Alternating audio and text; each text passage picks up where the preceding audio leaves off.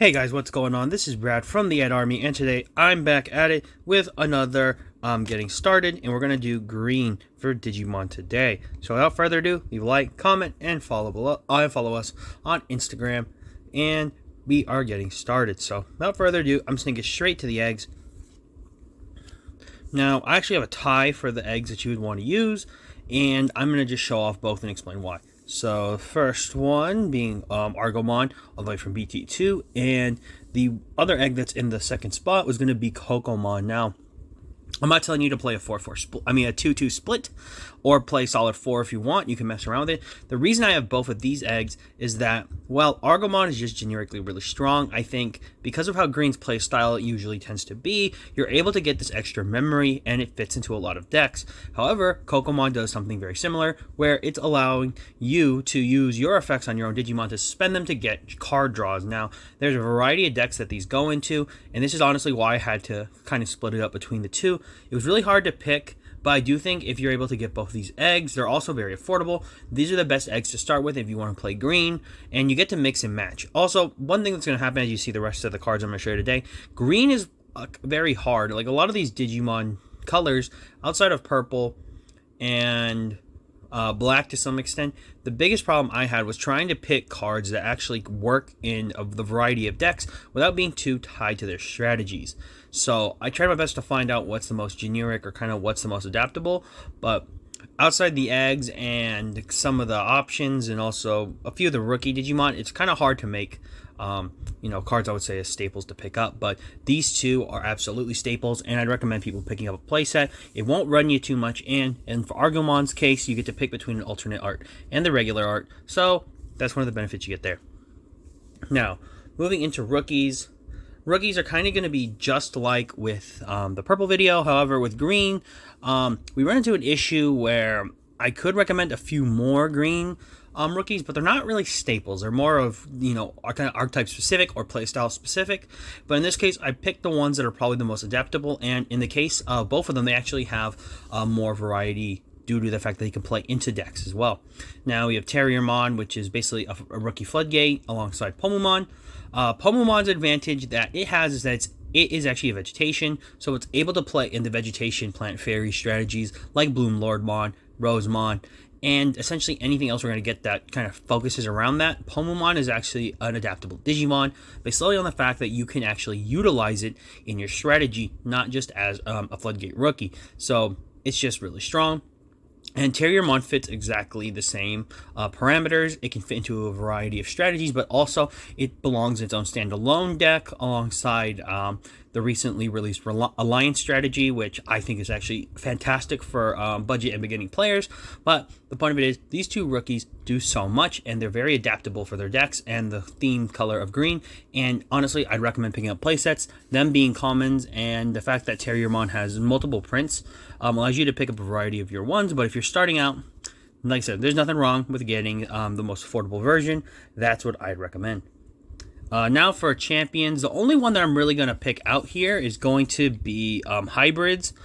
This could be Arbormon, it could Beetlemon is just the one I chose because I have copies of it readily available. And pretty much, I think just having one copy or a few copies isn't bad for you if you're starting out with green. There's a good chance that the deck you're going to play is going to have Tamers anyways.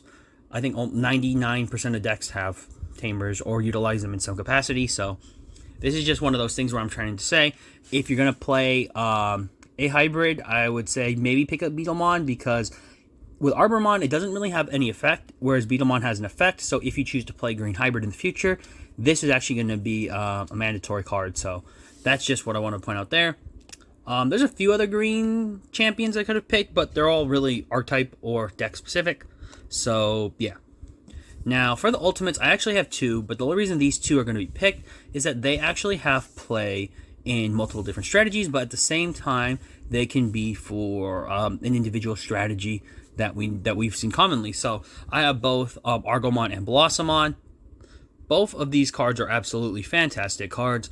The Digizorp ability is no joke. There's a reason both of these cards are at 1. And the biggest reason I have these as basically one-ofs for you to pick up if you're starting out is that they're just utility-wise extremely good. Now, Blossomon not having an effect doesn't really matter because the Digizorp being cost of reducing 3 really allows you to climb into your level 6 quickly. Vice versa with Argomon, doing something very similar. However, Argomon having the inheritable when attacking, you play one level 3 green Digimon from your hand suspended without paying the cost is just absolutely fantastic. And these cards, in my opinion, they don't have to be in every green deck, but they're definitely hard cards to not consider when you're building green strategies. So I just want to put it out there for you guys. Picking up those when you're starting out are going to be absolutely fantastic. It'll allow you to kind of climb quicker, and sometimes outpacing your opponent once you're starting off playing this game is really something that you can take advantage of. Now, next thing is just going to be some options. So specifically, I wanted to pick some options that I think are a little bit more utility-wise or can just, benefit something more for you. So Green Memory Boost is kind of an obvious here. Once the training cards come out, this is obviously going to be something that goes alongside Green Memory Boost. Is going to be one of the training cards. So basically just being able to search, get memory or reduce Digievolution cost, benefiting yourself and advancing your game state, absolute necessity. Now, the reason I have Digievolution Plugin S here is that actually Plugin S, if you're starting out, is a card you can mess around with. One of the benefits I think this card has that a lot of other cards didn't have is that if you decide to play certain strategies that have tamers, this card is actually playable in those decks, because all Digievolution Plugin S needs is for you to have a tamer, so you can use this card without meeting the color requirements. That's one of the biggest reasons I wanted to pick this card, is just because you have the advantage to use this in other decks if you so choose to not play green as well, but this card wouldn't be a drag where you have to just sit around using it. Its ability for when you Digivolve one of your Digimon into a card, basically you ignore its evolution cost, so it's going to be a flat 2 cost.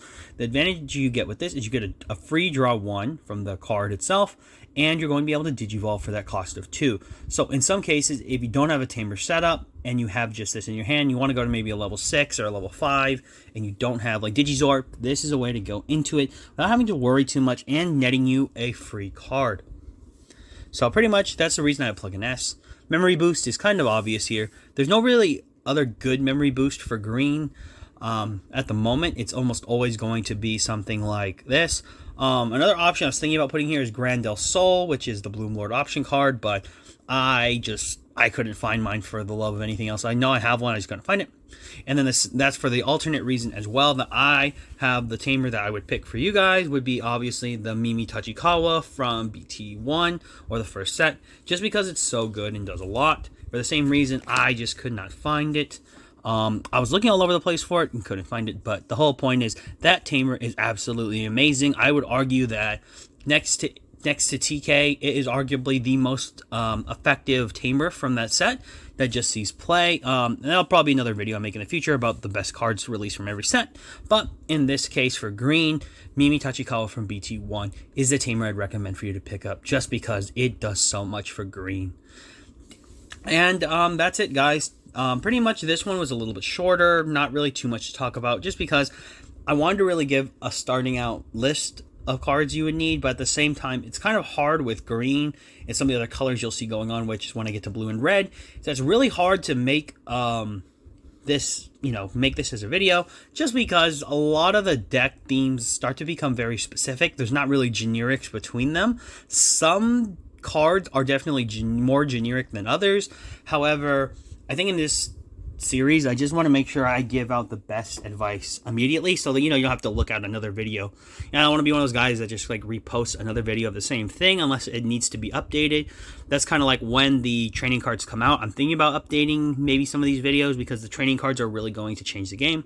But that's all I have for today. Now, if this helped you out, leave a like and comment down below. Also, we have the different parts, and check out the lore and lesson series, Imperial Dramon story so far. There will be other stories coming up in the future, but that's all I've got for now. So this is Brad signing off, and for all of you out there, to sign on.